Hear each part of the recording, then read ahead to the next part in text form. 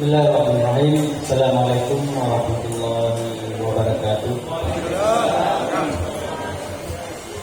Alhamdulillahirabbil alamin. Hamdan katsiran 'ala Allah ta'ala fil Qur'anil karim. A'udzu billahi minasyaitonir rajim. La in syakartum la azidannakum wa la in kafartum inna 'adzabi lasyadid. Shalatan wa salaman ala Rasulillah Muhammad صاحب المنبر والمقام وتاج الأنبياء وسيد جميع الأنام وعلى آله وصحبه أجمعين أما بعد. Penghormatan kepada Rais Am RCA Raditya Kalidan Aceh, kemudian kepada Rais Jelasa, kepada moderator, kepada Pak Profesor Hadi Arifin, kemudian kepada segenap tamu-tamu kehormatan yang berjejer di barisan paling depan ini. Saya tidak mungkin sebutkan satu persatu lagi mengingat waktu pemaparan ataupun sedikit tanggapan yang akan saya sampaikan ini sudah mendekati waktu hampir imsak. Jadi terima kasih untuk undangannya. Sebenarnya saya memang diundang di sini bukan untuk memaparkan materi, tapi untuk disamakan itu bisa dikasih minum kelapa muda juga sebenarnya. Nah, jadi kamu spesial karena Pak Profesor juga minum kelapa muda, mungkin saya ditawarkan untuk minum kelapa muda juga. Jadi saya sebenarnya sekarang kami ini dari sebuah organisasi lembaga penelitian sejarah Islam yang tergabung dalam NGO ataupun LSM, Center of Information for Sumatra Pasai Heritage, atau dalam bahasa Jawinya ataupun bahasa lainnya adalah Pusat Informasi Warisan Budaya Sumatera Pasai. Di sini kita lebih fokus kepada pemaparan ataupun pengkajian tentang bukti otentik apa saja yang telah kita temukan dan apa saja yang sudah dikaji tentang peninggalan sejarah Samudra Pasai. Kemudian kami juga tergabung dalam sebuah pusat ataupun pusat informasi yang sekarang alhamdulillah di Aceh itu cuma ada beberapa tempat, yaitu yang dinamakan museum. Jadi masih sangat terbatas nanti informasi masyarakat Aceh Utara terutama tentang apa itu museum, karena ini juga mungkin hal yang baru ada di daerah kita. Mengingat ini baru diresmikan oleh Bapak Bupati Aceh Utara pada tahun 2019. Nah, di sini kita mencoba untuk menghadirkan dalam museum itu tentang bukti-bukti otentik tentang kiprah-kiprah pejuang-pejuang kita dahulu, sultan-sultan kita dahulu di masa kejayaan Islam Samudra Pasai itu. Tema yang diusung pada malam ini sebenarnya sangat berat, ya kan? Karena untuk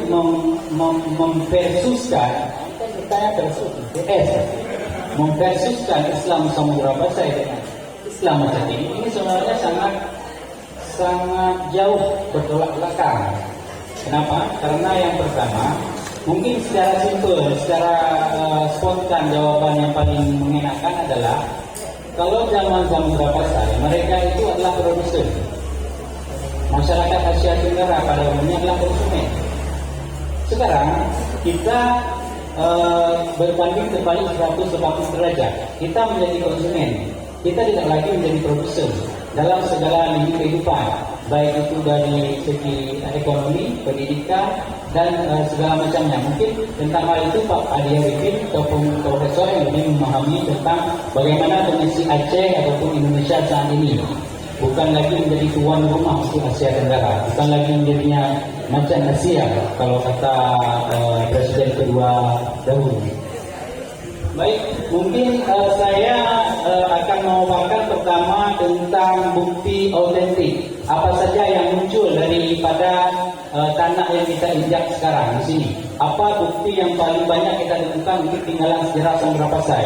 Tadi menarik Pak Profesor menampilkan menampilkan sebuah bukti otentik tentang numismatika ataupun sistem moneter zaman Kesultanan Islam Sumatera Pasai ataupun Samudra Pasai, di mana beliau menampilkan sebuah dirham.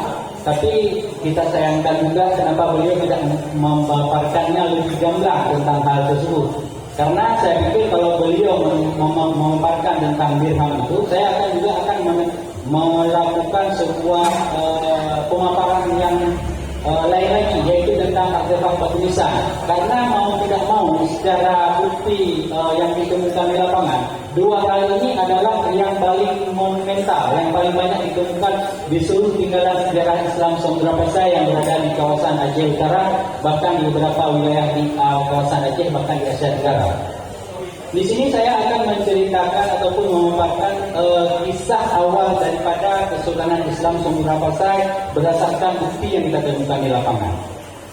Semua peneliti sepakat bahwa kerajaan Islam pertama Sumatera Pasai itu dipimpin oleh seorang sultan yang yang bergelar dengan Al-Malik As-Saleh. Tentang nama beliau itu masih semacam teori yang dikemukakan oleh para peneliti. Ada yang menyebutkan beliau bernama Merasil, ada juga beliau mungkin informasi yang perlu Pak Prof ketahui, beliau bernama Kai Khusrau bin Kai Kubat yang berasal dari Delhi, Kesultanan Ghiyasuddin di Riyadh di Delhi, yang keturunan tersebut merupakan juga asimilasi daripada pengaruh Persia. Kita di sini tidak mengungkapkan tentang imajinasi, tentang apa saja yang mungkin terjadi pada masa itu, tapi kita akan memaparkan apa saja yang bisa kita saksikan pada hari ini itu betul-betul kenyataan. Tinggalan sejarah yang ditinggalkan pada saat ini yang bisa kita saksikan adalah masa diproduksi pada masa berlangsungnya sejarah tersebut, yaitu batu nisan. 3 batu nisan terawal yang ditemukan sebelum Sultan Al-Malik As-Saleh, kita yakini adalah mereka ini adalah orang yang pertama melakukan dakwah dan jihad di jalan Allah untuk menyebarkan Islam di Asia Tenggara. 2 batu nisan yang berada di Gampung Lubuk Tue, Kecamatan Murah Mulia, Kabupaten Aceh Utara, itu adalah 2 batu nisan yang bertarikh paling awal untuk seantero Asia Tenggara. Tahun penanggalan atau tarikh pada batu nisan tersebut disebutkan inskripsinya Al-Qafur Al-Mahfur Al-Maghfur. Ini adalah kubur orang yang mengharapkan rahmat Allah dan ampunan dari Allah Subhanahu wa taala. As-Sa'id Asy-Syahid, orang yang meninggal, orang yang berbahagia kemudian meninggal syahid. Mahbub Qulub Al-Khalaiq, orang yang dicintai oleh hati banyak orang. Nah, ini merupakan sifat ataupun apa yang dilakukan pada masa tersebut. Bagaimana mereka menyebarkan Islam? Apakah dengan uji pedang? Apakah dengan dakwah yang baik ataupun dengan perangai yang luhur gitu? Kalau kita merujuk kepada etika ataupun apa yang terpahatkan pada batu nisan tersebut, kita bisa melihat ada satu penggalan kata yang sangat monumental, yang sangat asik untuk kita jadikan sebagai idola baru kita. Mungkin orang-orang kita sekarang harus memiliki sifat semacam itu. Mahbub Qulub Al-Khalaiq, orang yang dicintai oleh hati dan orang. Begitu ramahnya, begitu hebatnya beliau ini menyebarkan agama Islam bukan dengan kekerasan. Beliau dicintai oleh semua masyarakat pada saat itu yang dulu mungkin memeluk agama Islam. Jadi di sini makanya kenapa Islam Samudra Pasai bisa berkembang dan maju menjadi pusat peradaban dunia untuk menyebarkan dakwah Islam ke dari Asia Tenggara ini karena budi luhur daripada pendahulu kita. Beliau pertama Ibnu Mahmud yang meninggal pada akhir bulan Dzulhijjah tahun 622 Hijriah ataupun bertepatan dengan tahun 1226 Masehi atau sekitar 73 tahun sebelum kemangkatan daripada Sultan Al-Malik As-Saleh. Selain 2 makam itu, ada satu makam lagi yang berada di Kampung Matang Bumi, Kecamatan Samudra, Kabupaten Aceh Utara, yang posisinya mungkin Kecamatan Samudera. Itu juga beliau bernama Ibnu Haddaji. Haddaji itu merujuk kepada bahasa Persia yang jamak daripada Khuja.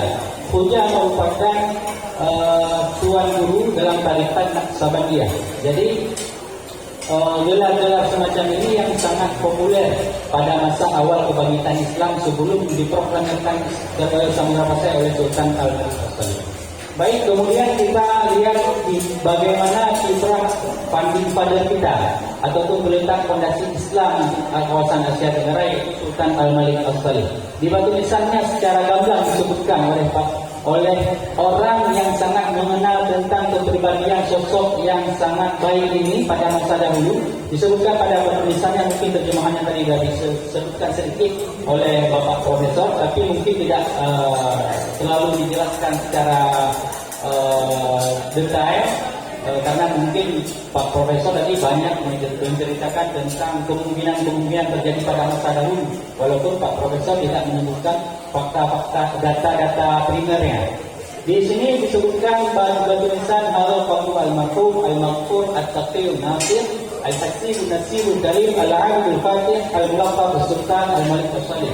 Ini adalah kubur orang yang mengharapkan rahmat daripada Allah Subhanahu wa taala dan ampunan daripada Allah Subhanahu wa taala. Jadi kita lihat di sini sifat pertama yang dimiliki oleh almarhum, oleh Sultan Al-Malik Al-Salih. Kenapa beliau sangat berhasil dalam melanjutkan khulafa ataupun keturunan daripada Bani Salibiyah ini ataupun Daulah Salibiyah ini?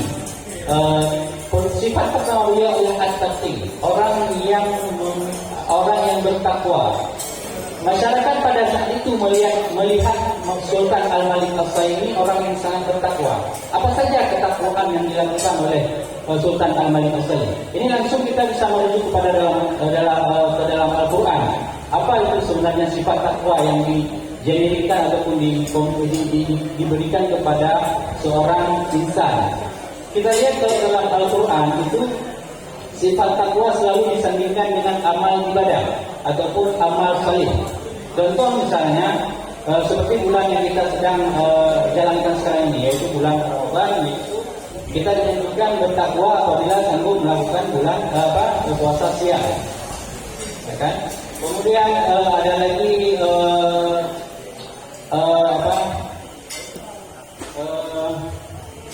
dalam surat Al-Baqarah ayat ketiga, yaitu Dalikal kitabul la raiba fihi hudan lil muttaqin. Nah, ini orang yang bertakwa. Apa predikat yang bisa diberikan kepada orang yang bertakwa? Yaitu alladzina amanu bil ghaibi wa yuqimus shalah. Jadi orang yang meyakini ataupun meyakini tentang hal yang gaib dan mendirikan salat. Jadi kebaikan-kebaikan inilah yang dipanggungkan oleh Sultan Al-Malik Al-Salih. Itu untuk dirinya. Kemudian apa yang diberikan kepada masyarakatnya? Karena beliau seorang proklamir, beliau juga tidak bisa untuk menerima untuk dirinya sendiri, tapi harus mengharapkan kebaikan juga kepada orang lain, yaitu sifat an-nasih, orang yang suka memberi nasihat. Jadi ketakwaan pada dirinya itu juga diimplementasikan kepada masyarakatnya ataupun rakyatnya. Ini adalah gelar ataupun sifat pertama yang harus dimiliki oleh para pemimpin apabila mau melakukan gebrakan yang kuat untuk melakukan perubahan. Ini mungkin PR bagi kita, dan ini juga adalah sosok yang inspiratif yang bisa kita jadikan idola supaya masyarakat kita ke depan bisa memanggul dakwah Islam dan melanjutkan kiprah-kiprah yang ditularkan oleh pendiri daya Islam Samudra Pasai.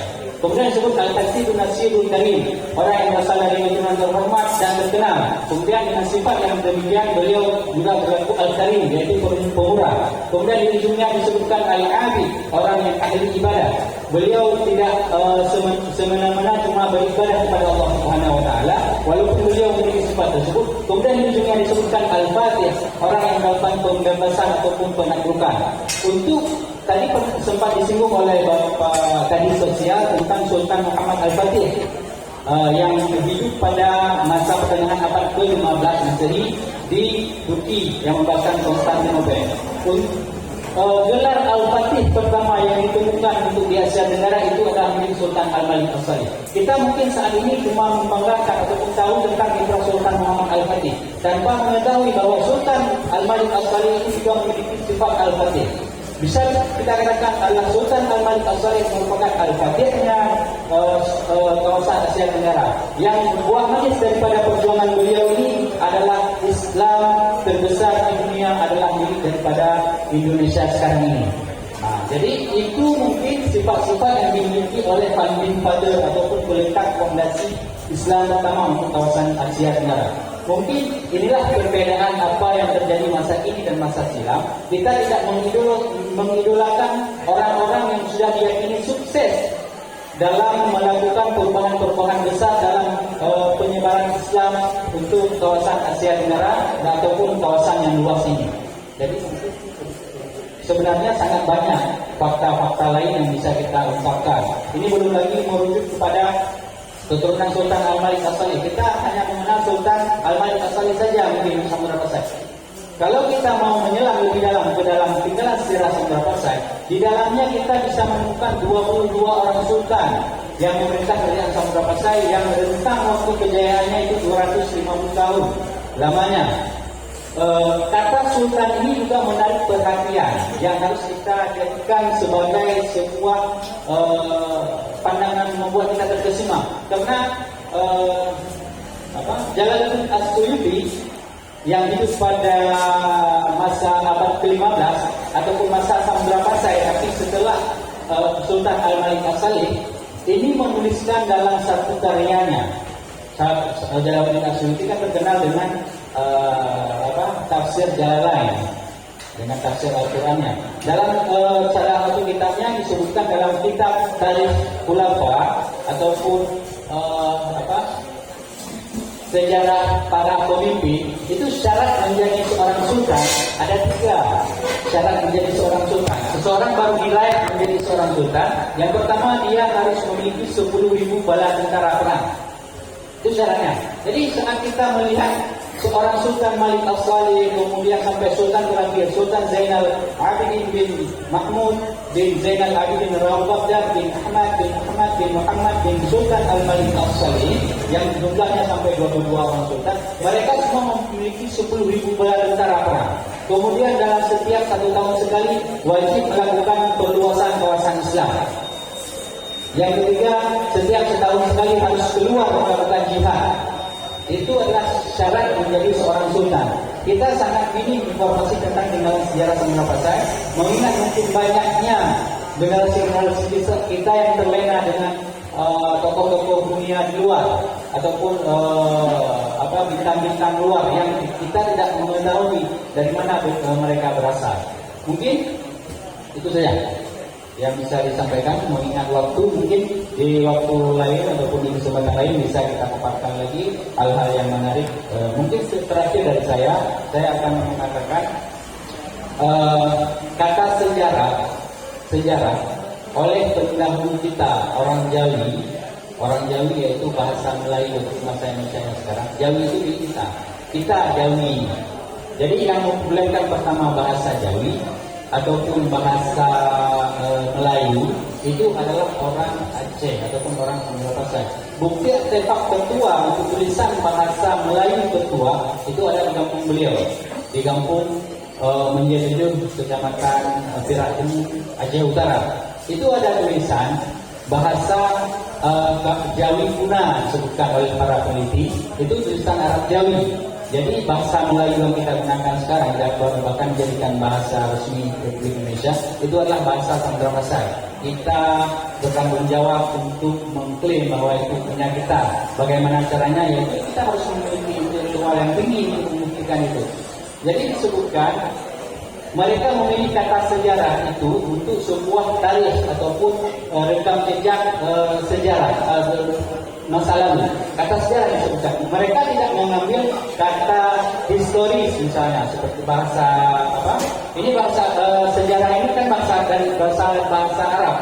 Artinya syajaratun, artinya pohon, gitu kan? Mereka tidak mengambil dari kata history dari bahasa Inggris ataupun bahasa Yunani saya itu historis lah kalau masa seperti itu, yang artinya adalah ilmu yang mempelajari masa-masa dahulu. Kenapa mereka memilih bahasa sejarah itu, kata sejarah itu tidak merujuk kepada bahasa Arab yang asli. Kalau bahasa Arab itu kalau untuk cerita sejarah ataupun sejarah itu disebutkan tarikh Islam dan sejarah Islam. Tarikh kalau dalam intelek, dalam terjemah bebasnya berarti tahun ataupun penanggalan. Tapi pendahulu kita lebih tertarik untuk memilih kata sejarah. Kata sejarah itu sebenarnya punya filosofi yang sangat tinggi. Sejarah itu pohon itu dia memiliki akar-akar yang sangat banyak ke dalam tanah, kemudian ranting-ranting yang sangat lebat ke atasnya dan menghasilkan buah-buah yang sangat bagus, gitu kan? Itu sejarah pohon. Akar itu adalah masa lalu. Pohon itu adalah kita sekarang. Ranting-ranting dan buah itu adalah masa depan yang akan kita raih. Tanpa akar, tanpa kita menyelam ke masa lalu untuk mengetahui bagaimana kiprah kita masa lalu, ibarat pohon kita tebang akarnya, pohon itu akan mati. Jadi kita melangkah ke depan itu akan kita tidak tahu arah. Itulah alasan kenapa pendahulu kita memilih kata sejarah untuk sebuah tarikh. Mungkin itu saja pengantar, bukan penutup daripada saya. Wabillahi taufiq wal hidayah. Assalamualaikum warahmatullahi wabarakatuh. Tapi dari penjelasan karena tadi membantu dari soal kanda kita yang di meja depan. Nah mungkin tadi kan saya menutupi dengan satu pertanyaan terakhir. Mungkin dari diri saya sendiri ya. Saya ingin bertanya satu. Karena ini menarik dari perspektif bahasa. Karena saya juga dari mahasiswa dan calon magister bahasa di UNSIA. Jadi mengenai sejarah bahasa, kita mempunyai tulisan Arab Jawi, Pak. Nah itu dari kita. Saya juga tertarik untuk menghubungkan dengan asal-muasal bahasa Aceh yang katanya diambil dari bahasa Campak di pesisir Laut Vietnam, Pak. Nah itu ada hubungan kerajaan Campak dengan kerajaan Aceh, atau di dalam materi juga ada Aceh Campak atau Aceh Bidun. Nah, bagaimana penjelasan tersebut hubungan dengan bahasa Campak dan bahasa Jawi? Mungkin ini bukan spesialisasi saya sebenarnya kan, karena udah mau bicarakan masalah sejarah bahasa, ilmu Franka ya. Tapi ada juga saya mendengar beberapa cerita atau tutur itu ya bahasa Aceh itu mirip dengan bahasa Campak dan bukan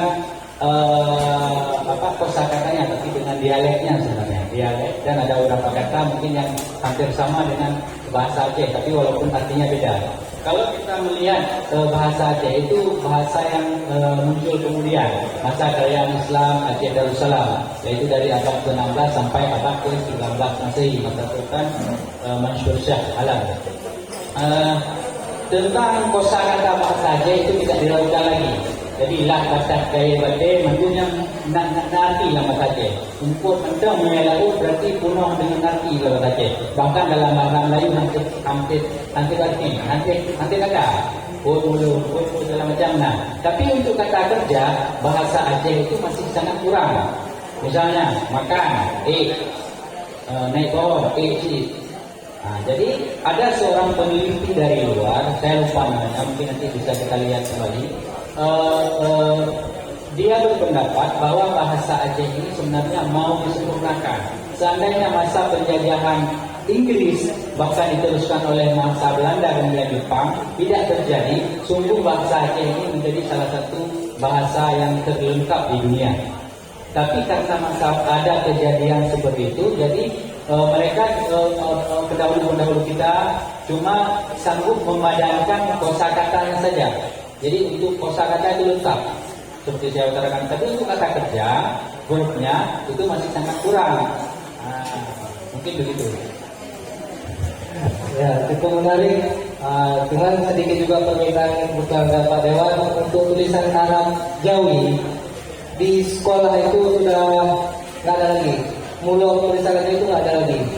Dan di pesantren pun sekarang dominan itu bahasa Arab. Dan bahasa Jawi juga sangat minoritas, paling di pelajaran dasar di ketektan saya. Nah, saya dari juga perwakilan guru meminta kalau bisa kedepannya ada penambahan pelajaran itu bahasa Arab Jawi di sekolah supaya untuk orang-orang kemudian generasi tidak lupa dengan tulisan bahasa Arab Jawi ini. Karena saya pernah baca di Banda Aceh itu sebuah surat dari Raja Sultan Samudra Pasai abad 16 itu full ditulis dengan bahasa Arab Jawi. Saya susah membacanya karena masih menggunakan bahasa-bahasa kuno. Nah, ada satu request terakhir. Ini benar-benar penutupan karena pembahasan malam ini cukup menarik. Mau itu ada yang minta lagi, mau itu ada yang minta lagi. Itu bukti bahwa acara malam ini insya Allah sukses. Terima kasih kepada RTA. Dan pertanyaan terakhir akan ditanyakan oleh Tunku Marhaban. Kepada Tunku Marhaban, katakan.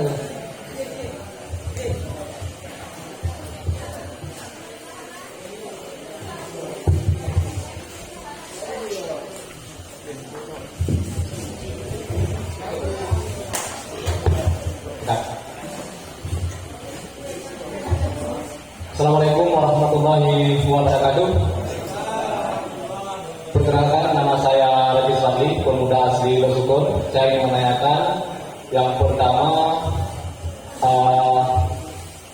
terkait dengan sejarah Samudra Pasai yang ada di Nusantara.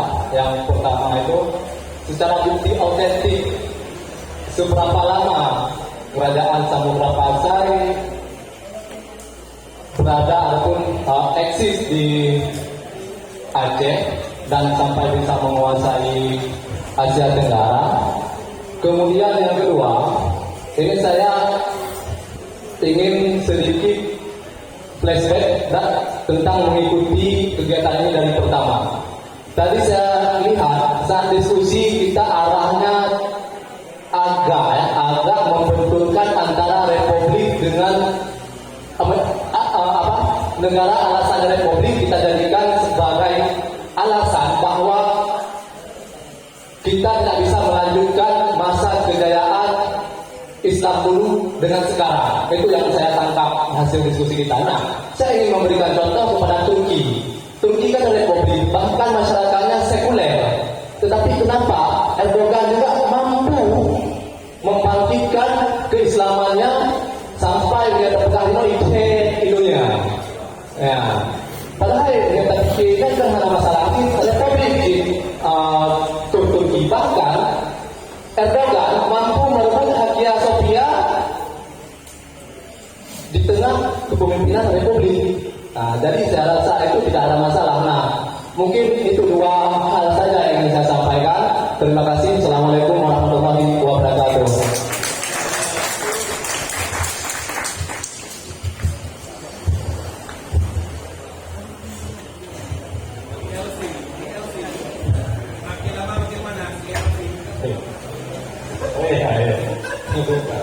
Karena yang jawab.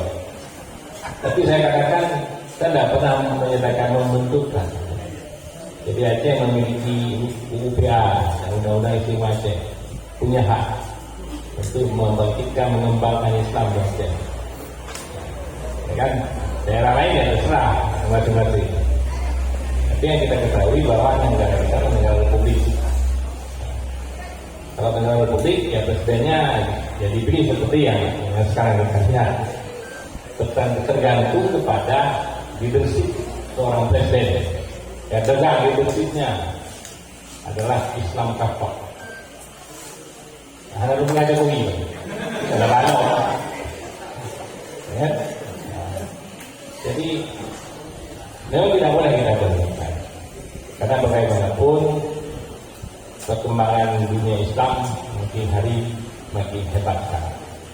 Nah, oleh karenanya mari kita bersama-sama berpikir, berdoa supaya Islam di Aceh tetap terus menggema dan berkembang seluruh Indonesia seperti dulu.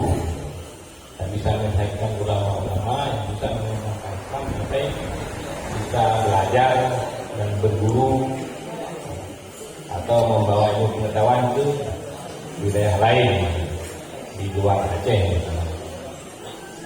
Jadi oleh karenanya syariat Islam tetap maju dan berkembang di Aceh. Jadi tidak boleh kita hidupkan, karena itu bukan lagi masyarakat. Ya sekarang bagaimana kita bekerja sama dengan pihak-pihaknya, sama-sama kita mesti akan Islam jauh, bukan hanya untuk Indonesia, tapi juga untuk luar Indonesia. Saya pikir terima kasih dari saya. Kita lakukan.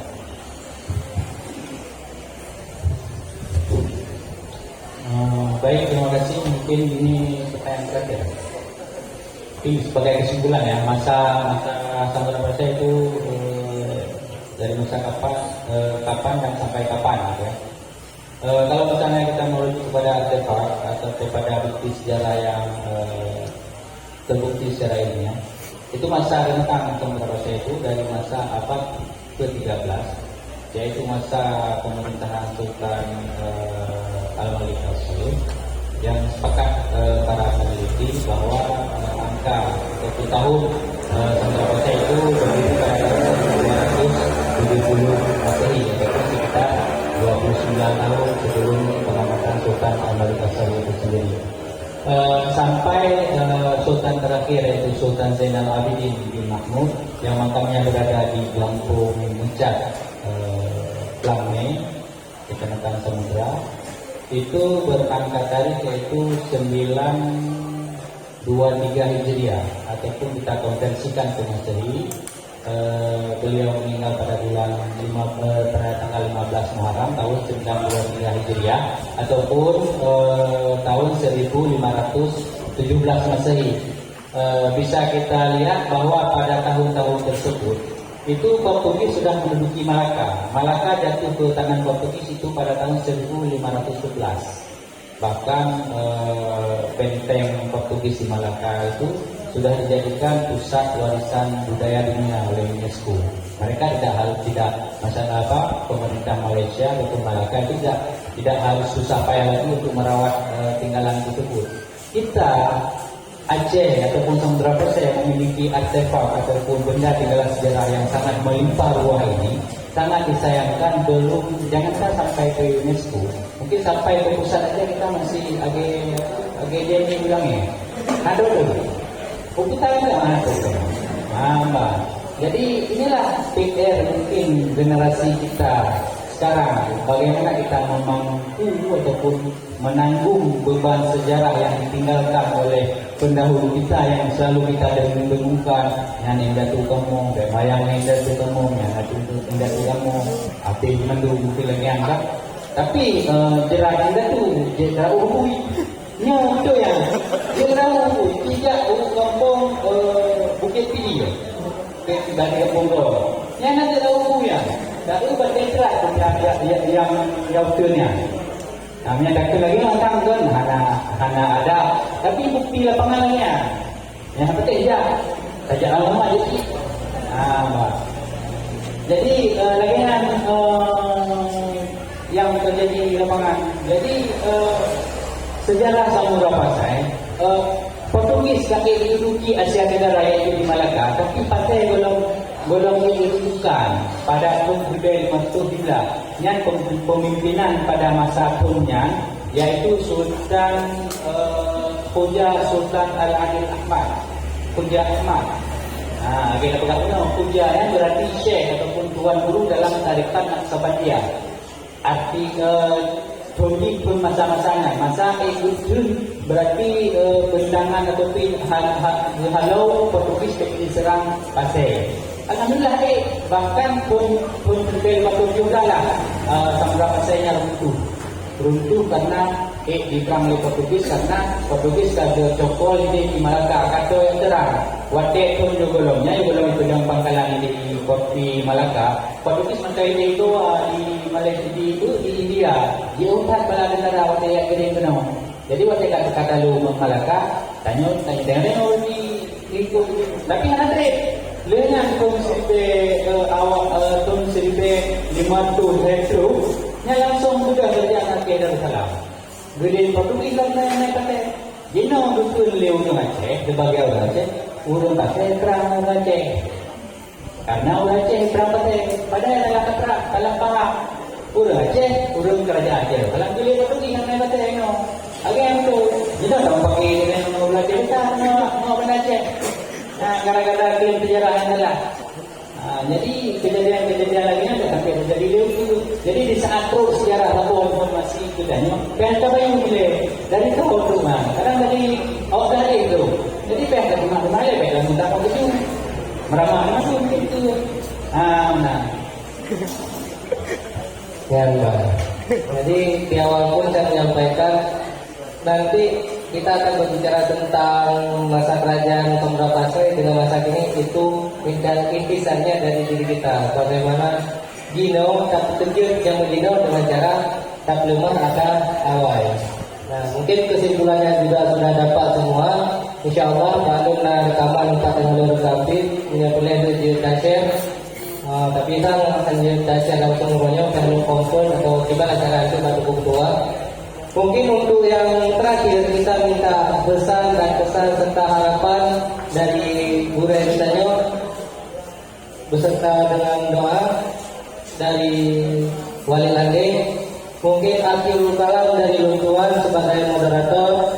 Lebih dan kurang saya mohon maaf dan sebesar-besarnya.